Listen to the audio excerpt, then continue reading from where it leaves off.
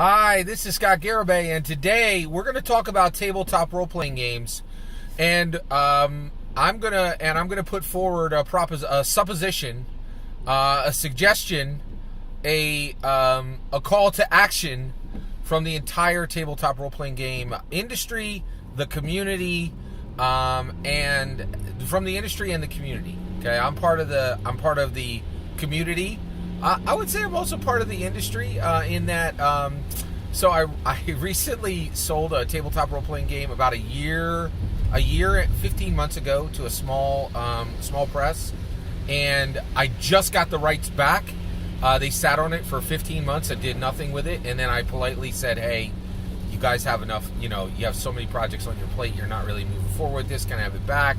They said yes, but that's very common. It happens in the tabletop role-playing game industry. It's tough to get stuff published. I'm still working on getting a role-playing game published. I have many published adventures and articles on tabletop role-playing games. So I'm absolutely part of the industry. I'm definitely on the more amateur end of the spectrum. However, actually, that's a good question too. A huge portion of the tabletop role-playing game industry are passion projects. There's no two ways about that. It's one of the most interesting things about the tabletop role-playing game industry. The entire tabletop role-playing game industry is about $75 million a year. There are yachts that cost more than that. It's a ridiculously small industry. But today, here's my supposition. Here's my call to action. Here's my suggestion. Here we go. I think we should start referring to and treating tabletop role-playing gaming as a discipline and not a hobby. All right, so one, I'll define it, then I'll talk about the ramifications, and I'll define what I mean, then I'll explain why I think we should do this, then I will say the ramifications of this, okay? All right, so what am I talking about? All right, so right now, if you ask most tabletop role-playing game game masters, if you ask most tabletop role-playing game designers, if you ask most tabletop role-playing game players what tabletop role-playing gaming is, they will say it is a hobby, okay? And actually, I think that's a misunderstanding of what tabletop role-playing games are and what they have always been. It is my supposition that tabletop role-playing games have always been a discipline, all right? Now, what do I mean by a discipline? I mean a body of learning. I mean a body of knowledge. I mean a discipline in that something someone enters into, a person can enter into, can learn and master and spend their life doing, right? It is beyond a hobby and when you have a discipline, and when I say discipline, I mean a discipline like law or medicine, right? Yes, exactly, right? You would pursue the creation of, pursue the improvement of, pursue the execution of, pursue the design of tabletop role-playing games the same way people pursue law and medicine, okay? Not as a hobby, as a discipline. And it is a discipline. It has always been a discipline. There is confusion about what tabletop role-playing games are, what they can be, what they should be, what they will be, okay? All right, so let me explain this, all right? So why do I say that tabletop... Now, the other thing is, I will admit, I think at the macro level, people identify tabletop role-playing games as a hobby. That is incorrect, okay? And it should be now recognized at the macro level. I think there are a few people who do recognize this now. And I think they're silent about it, which totally makes sense, because this is a risky saying, because there's ramifications to this, and we'll talk about it, okay? So that's what I'm saying is pursuing this exactly like people pursue law and medicine, and saying that tabletop role-playing games are important to society. They're important to individuals.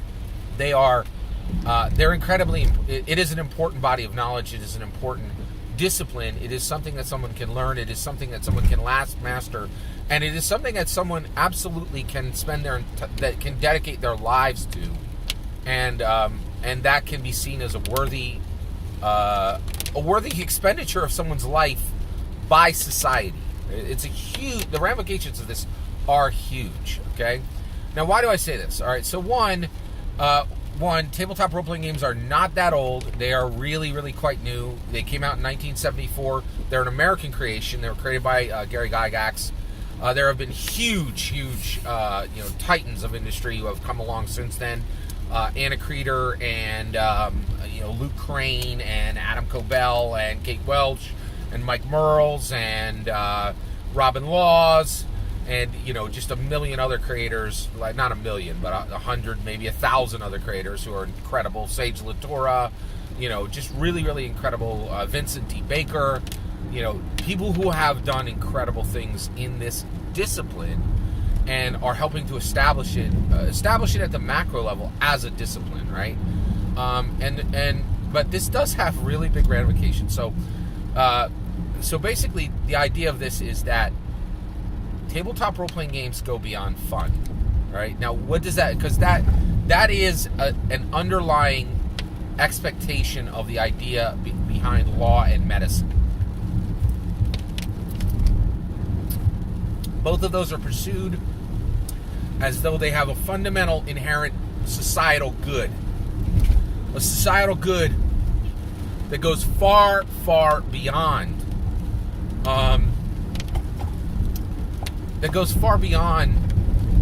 entertainment, frankly. And so, all right, so that's what I'm talking about. That's the what, okay? Why should this happen? Why should we recognize tabletop role-playing games as tabletop role-playing gaming as a discipline, right?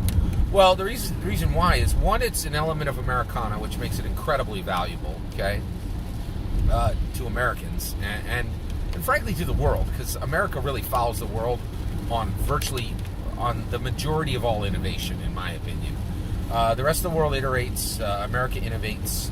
Hey, if the world doesn't like that, come at me, like, start innovating and beating us at darn near anything, and we'll acknowledge you, but we're not there yet, right? So it is an element of Americana, and far more than that, tabletop role-playing games are truly incredible. They are a vector for art, they are a vector for literature, and they are a vector for community, and that's pretty amazing. They are an activity. They are a life. They are an activity. They are a way of life. They are part of people's identities, and what they supply to individuals and human beings is of incredible value. Frankly, in my opinion, the same value as law and medicine.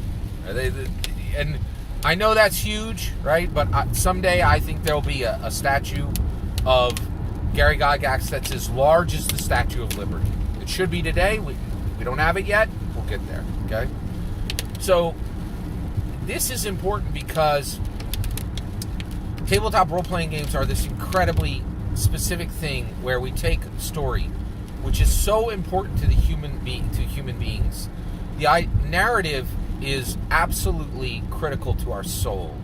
And frankly, we've arrived at a point in society where we can go beyond the basic, are we healthy, are we fed, are we clothed, right?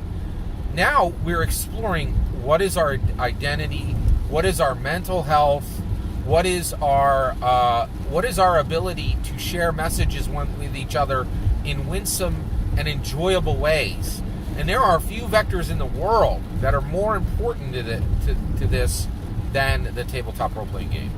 And as screens become incredibly important in our lives, the fact that tabletop role-playing games were made in 1974, before screens were created, and give this really incredibly warm and passionate reason for 4 to 5 people to come around a table and tell stories in a way that did not exist before 1974, and tell stories in a way that cannot be reproduced in a novel or in any other form of entertainment is absolutely amazing.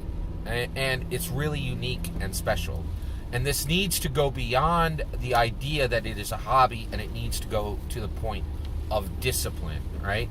And the reason why is tabletop role-playing games are incredibly important. They are incredibly valuable. But right now, they are Marvel in the 1980s. Right now, Marvel is a multi-billion-dollar industry that sweeps the globe. And everyone knows who Thor is. Everyone knows who Spider-Man is. Everybody knows who Iron Man is. Everybody knows who Captain America is. Everybody knows who Hulk is. Everybody knows who Black Widow is, right? Multi-generational, multi-gendered, multi-species, right? It's a shared narrative that is going across the globe.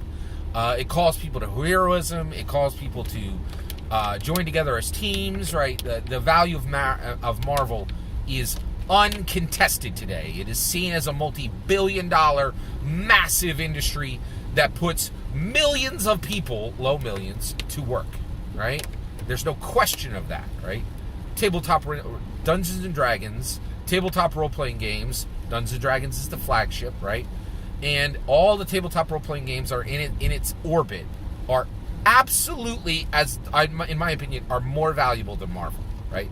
And yet today, the entire tabletop role-playing game industry is $75 million, which is a value that is worth less than a single yacht, right? Like, it is so massively undervalued, and the reason why is it's seen as a hobby. It's not seen as a discipline, and it needs to be seen as a discipline. And when you look at geniuses like John Harper, like Kate Welch, like Mike Mearls, like Luke Crane, like Robin D. Laws, like Adam Cobell, right? And when you look at how they are using TTRPGs to look at the very soul of humanity and tie narrative to our mental health, to our to that Maslow's hierarchy, right? To the pyramid, and say we can reach for more, we can be more. Those people are carrying a banner that's saying this is far more than a hobby. It was never a hobby. It is a discipline. It is a discipline. It is a discipline. And it needs to be acknowledged as a discipline, okay? Now, the next part is what I'm saying, not what they're saying. Let's get to the ramifications of this, okay? The ramifications of this are massive. Here's the first one, okay? Every single YouTube knucklehead out there who ever carried the two letters of GM or player, right? Or player character, or whoever attached PC or GM to themselves, right? Who was ever a player or a game master, who said, "Oh, if you're having fun, you're doing it the right way." This discipline says, get to the back of the line. You are 100% wrong. There is a right way to do it. There is a wrong way to do it. Disciplines are hard, not soft. Hard, right? And if we're going to be a discipline, right, we are going to approach this in ways that start to rub up against science, start to rub up against how education, peer review. We're going to be going down the road of actual scholastic relevance, right? And so everybody's like, oh, your mileage may vary. You can do it any way you want at your table. Blah, blah, blah. Stop. Your stuff was never relevant. Your stuff and we need to kill that noise, right? Like that's a strong term. We need to put that noise. We need to mute it, step it to the back, right? Talk to these people and bring them up, right?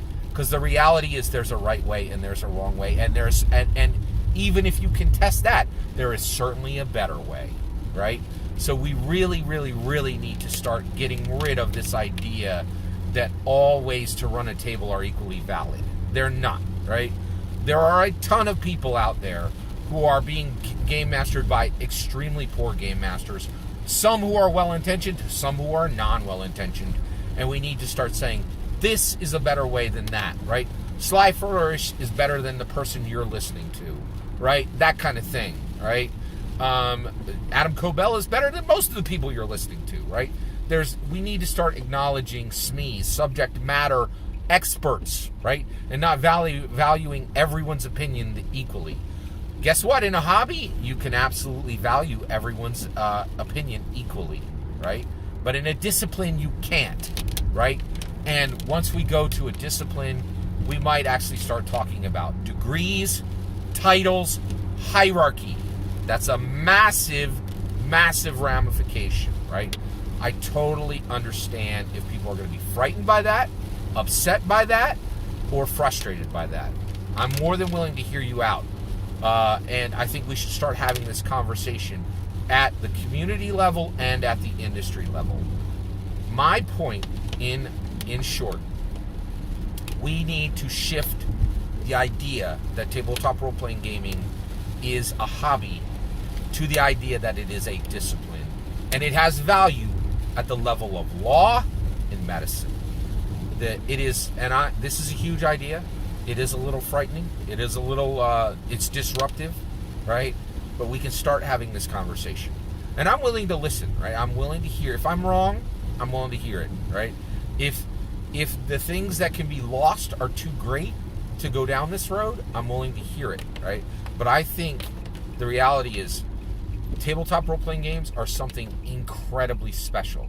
And to look at the entire industry and see that the entire industry in a single year is $75 million, you know, a price less than a single yacht, right? We're not where we need to be. And frankly, with that type of undervaluing, in the 80s, Marvel almost went out of business. We need to protect our industry. We need to claim our value. And we claim our value by stop pretending tabletop role-playing game is a hobby and start to recognize it as a discipline. All that's my opinion. I'm willing to hear your opinion. Let me know in the comments below what you think.